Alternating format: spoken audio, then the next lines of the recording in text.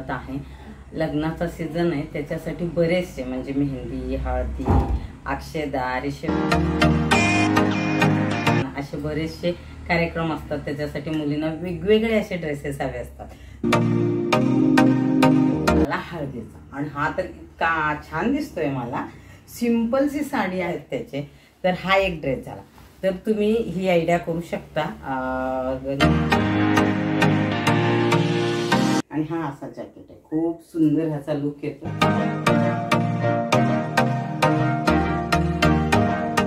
आज ह्याचा मला शूटिंग घेऊ देत नाही असं वाटतंय, तर हा ब्लाउज वरून तुम्हाला अंदाज आला असेल की काय आहे। आणि ते खूप रिजनेबल बसले असतील, कारण विचारूया आपण, कारण हा जो आहे मस्तानी 90, तर ब्लाउज मला सांगितलं होतं।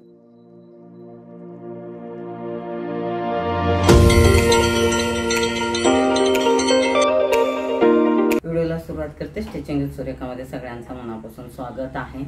लग्नाचा सीझन आहे, त्याच्यासाठी बरेचसे म्हणजे मेहंदी, हळदी, अक्षदा, रिसेप्शन असे बरेचसे कार्यक्रम असतात। त्याच्यासाठी मुलींना वेगवेगळे असे ड्रेसेस हवे असतात। मी डमीला घालून दाखवणार नाही, जिचे आहे ती आल्यानंतर कदाचित मी तिला रिक्वेस्ट केले की तू प्रत्यक्षात दाखव, तर हा बोलले। सगळ्यात आधी मी तुम्हाला दाखवते मेहंदीसाठी शिवलेला वन पीस। हे सगळे ड्रेसेस साड्यातून शिवलेले आहेत, हेही मी तुम्हाला सविस्तर सांगते।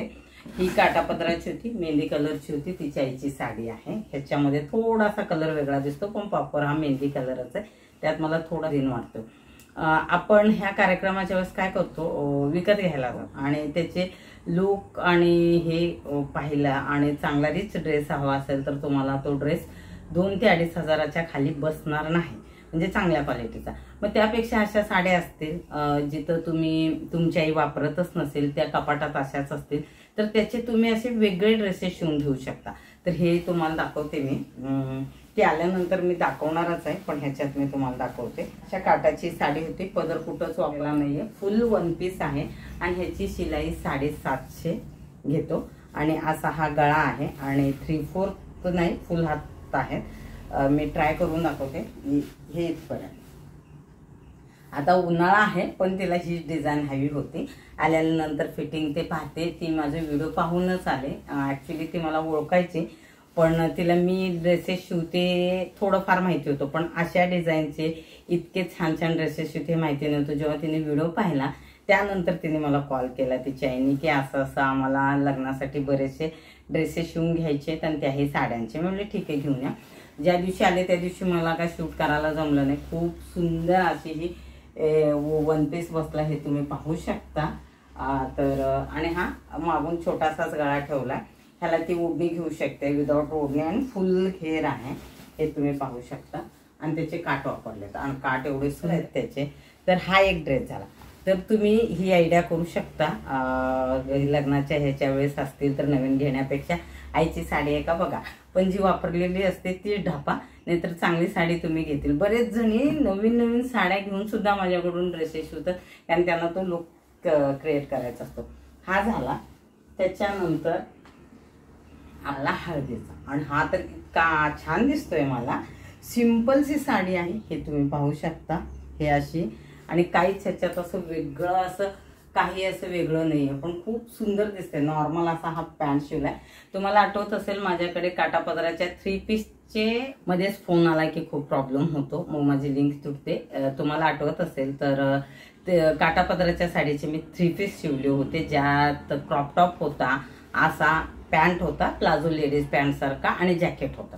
तर ह्यात थोडंसं चेंज आहे, नॉर्मल पॅन्ट आहे आणि ह्याला खाली असं डिझाईन आहे, त्यामुळे खूप सुंदर असा लुक दिसतो। आणि त्याच्यानंतर हे आहे त्याचा क्रॉप टॉप, जो खूप छान वाटतो। आता आल्यावर फिटिंग बघायला पाहिजे। त्याच्यावरचा जॅकेट आहे तो मागे स्ट्रिप्स होता आणि त्याच्यामध्ये शॉर्ट जॅकेट होतं। एक मिनिट, कोणीतरी आलंय हे पाहते।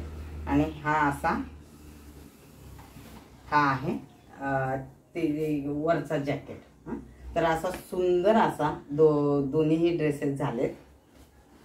येल वाजली की दरवाजा उघडा, परत फोन आला की फोन उचला, हे असं असतं। हा दाखवला मी तुम्हाला।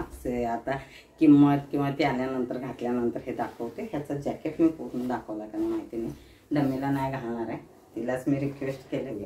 आणि हा असा जॅकेट आहे, खूप सुंदर ह्याचा लुक येतो. तिने सोशल मीडियावरून स्क्रीनशॉट काढून मला पाठवलं. त्यानंतर आहे मेन ह्याचा कार्यक्रम कसा अक्षदाचा. त्याच्यामध्ये तर आपल्याला खूप खास असं लागतंय आणि मुली नवऱ्या घालतात किंवा हे काय बोलतो आपण साड्या घालतात, त्याचं मी दाखवतो. आज ह्याचा मला शूटिंग घेऊच देत नाही असं वाटतंय. तर हा ब्लाऊजवरून तुम्हाला अंदाज आला असेल की काय आहे. सुंदर असा ब्लाऊज आहे, पिंक कलरचा लेस लावलेला आहे, मागे असं वी गळा आहे ह्याला आणि खूप सुंदर पॅडेड प्रिन्स कट आहे. त्यावरती आहे ती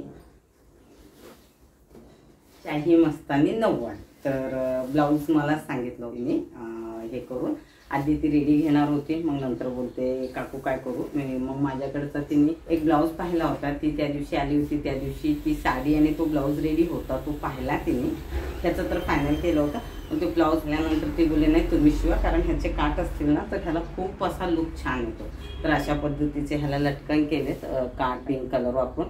ॲक्च्युली हाही कलर वापरायचा होता, पण तो वरच्या ह्या बॉर्डरमुळे ह्याच्यामध्ये लटकनमध्ये ते दिसायला लागले, खूप सुंदर दिसतंय.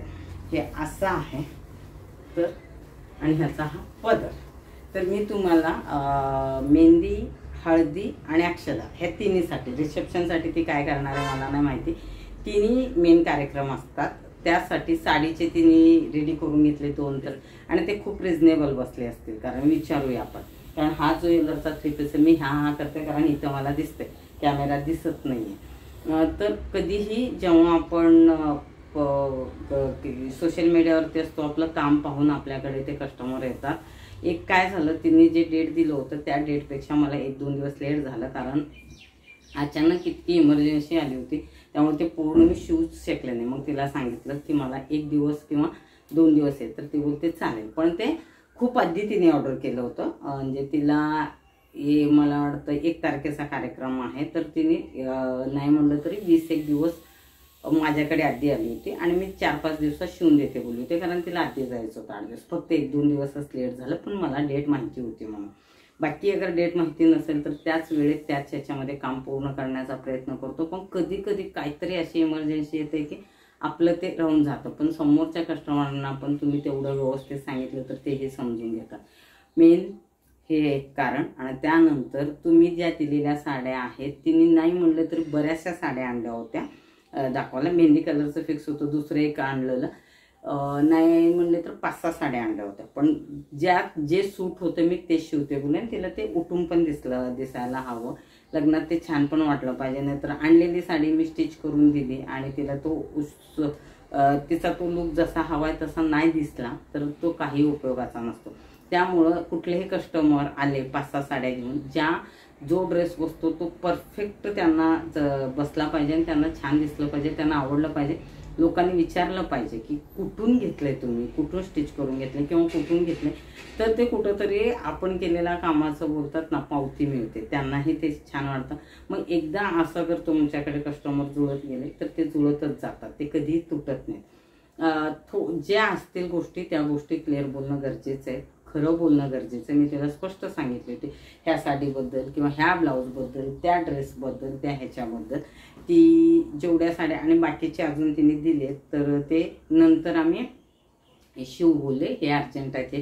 तेही समजून घेतले की लग्नाचा सीझन आहे, भरपूर कामं असतील, तर हे एवढे कापड शिवून द्या. आणि त्यानंतर तिच्या आईचे ब्लाउजेस आणि नऊवारी दिले, ते मी बॅक कॅमेराने मी तुम्हाला नंतरच्या पुढच्या व्हिडिओमध्ये दाखवते. तेही ब्लाउजेस खूप सुंदर नऊवारी, त्यांची नऊवारी शिवलेली नाही आहे, त्या फक्त मला दाखवायला आणल्या होत्या. त्याचा ब्लाऊज काढला आणि त्यांना तो ब्लाऊज शिवून दिला. त्याबरोबर दुसरंही त्याने एक ब्लाऊज दिलं, मेन कुठली तर साडी होती. तर अशा पद्धतीने हे काम चालू आहे. फक्त कामामध्ये थोडंसं मागे पुढे होते, व्हिडिओ यायला पण मागे पुढे होतात. त्याला ते कारण आहेत, कारण काही इमर्जन्सी कामं आले की त्या कामाला आपण जास्त महत्त्व द्यावं लागतं, कारण ते जरुरी असतात. हे मागे पुढे झालं तरी चालतं. तर आजचा व्हिडिओ मी इथं संपवते. व्हिडिओला लाईक, कमेंट, शेअर, सबस्क्राईब करायला विसरू नका. ती आली की मग तिचा आपण रिप्लाय घेऊया पुढच्या व्हिडिओमध्ये. तर चालेल, चला भेटते. आणि कसे वाटले तुम्हाला आयडिया हळदी मेहंदीसाठी साड्यातून शिवलेले ड्रेसेस ते नक्की आवर्जून सांगा.